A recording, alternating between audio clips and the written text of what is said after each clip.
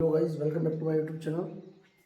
आज किसी कारणवश हम थोड़ा सोशल मीडिया पर लेट आ पाए, तो फिर मिलते हैं सीधा फैमिली के साथ। रात को हम करीबन 2:30 से 3 बजे के आसपास एयरपोर्ट से निकल चुके थे और ये शानदार सा नज़ारा दिखा हमको, तो उसको हमने और हमारे लाडो रानी को हम खिलाने के लिए आए, थोड़ा मस्ती मज़ा हो जाए। ये चीनू देख सकते हो आप, क्या करती है, इसके हाल में मस्त है, कैसे निकल रही है आंखें देखो आप,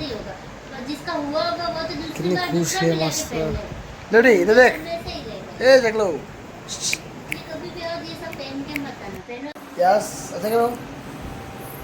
फिर हम इससे थोड़ा मस्ती मजाक कर रहे थे, तो हमको एक और मिल गया ये खिलौना। जोर से कर, वापस कर।